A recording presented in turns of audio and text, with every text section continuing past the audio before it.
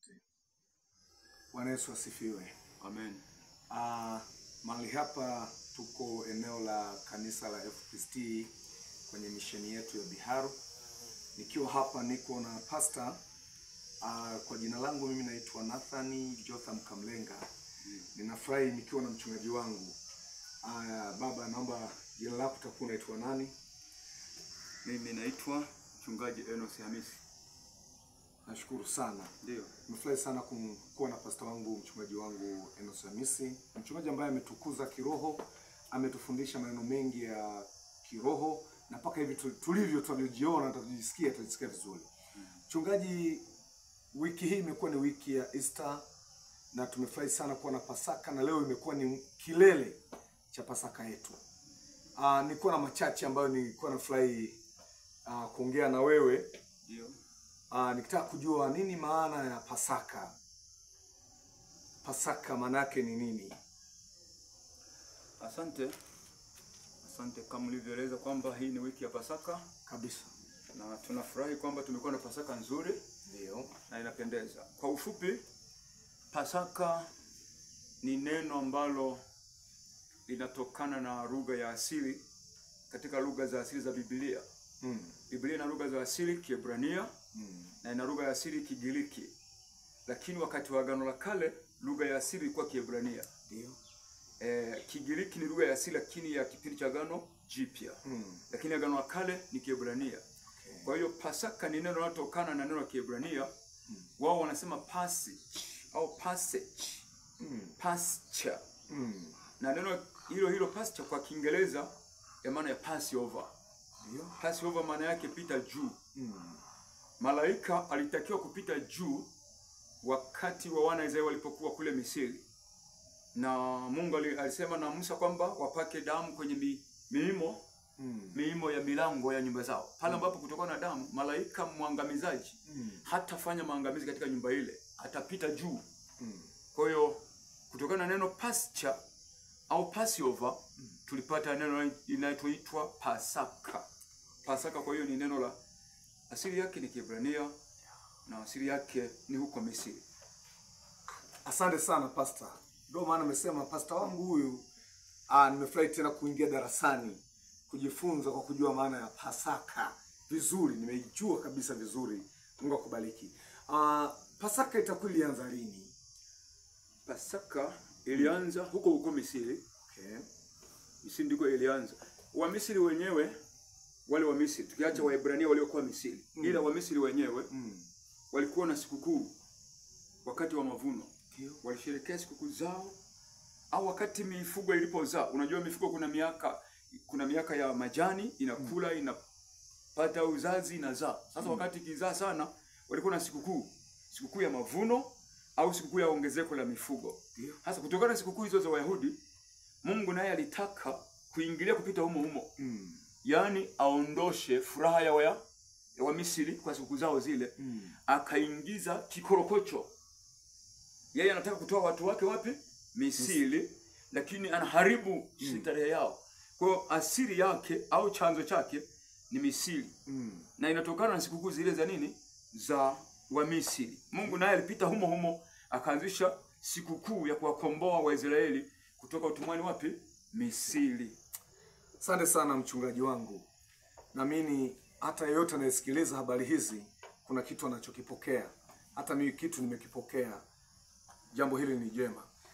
Niombe tu nijue ni kwa nini inaitwa Pasaka. Kama tulivyoeleza kwamba asili yake neno la Kiebrania Ndio, ambayo ni pasture au kwa Kiingereza Passover. Yeah. Kwa hiyo linaitwa hivyo Pasaka kulingana na asili ya neno lenyewe kwamba Mungu alikuwa anataka kuwakomboa Waisraeli. Yeah. Kwa hiyo ni mwanzo wa ukombozi wa Israeli kule wapi? Misri. Kwa hiyo malaika alipopita juu ya nyumba zao asiangamize kwa sababu ya ile damu iliyowekwa pale kwenye milango. Hapo ndipo tunaona ni asili yake. Baada hapo tunaona tendo lilofuata ni la ukombozi. Waisraeli walikombolewa kutoka Misri na walienda nchi yao ya Kanaani. Asante sana mtumishi wa Bwana. Kuna vitu vizuri tulivyopokea vinatubariki kabisa kupitia maneno haya ya ufundishaji. Unatufundisha na sisi tunajisikia vizuri kupokea maneno haya mazuri. Pasaka inaashiria nini kwa Wakristo? Pasaka inaashiria ukombozi katika maisha ya watu wa Mungu au wa Kristo. Kwa sababu wakati ule ilikuwa ukombozi wa Waisraeli kutoka Misri. Lakini leo ni ukombozi wa watu wa Mungu au wa Kristo wanakombolewa kutoka wapi? Utumwani kwa shetani au dhambini. Waisraeli walikombolewa kutoka utumwa wa Farao, utumwa wa Misri. Lakini leo ni ukombozi wa watu wa Mungu kutoka utumwa wa dhambi. Ndio asili yake, kwamba inaashiria ukombozi. Kwa hiyo kama leo, siku ya leo tunasherehekea ukombozi, kwamba wakati kama huu Yesu alifanya ukombozi wetu wanadamu duniani. Kwa hivyo kila Mkristo aliyeokoka, naamini siku ya leo anaenjoy. Ingekuwa hivyo, anafurahia ule ukombozi kutoka kwenye utumwa wa shetani. Pastor, naomba tupenda kuhitimisha. Una jambo gani ambalo unaweza kuambia wanaotutazama, wanaotusikiliza kwa habari ya Pasaka namna hii? Mimi ningependa kuona ujumbe kwa watu wanaotutazama au kutusikiliza katika channel au katika mtandao, kwamba Pasaka ni neno la neema. Amina. Ya Mungu. Neema ya Mungu ilifunuliwa duniani ili kuokoa wanadamu wale walikuwa wamepotea. Maana sisi sote kama kondoo tulikuwa tumepotea.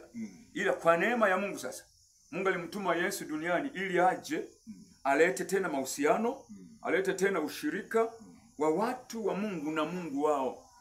Kwa hiyo Pasaka wetu Yesu ametukomboa na kutuingiza katika ushirika na Mungu.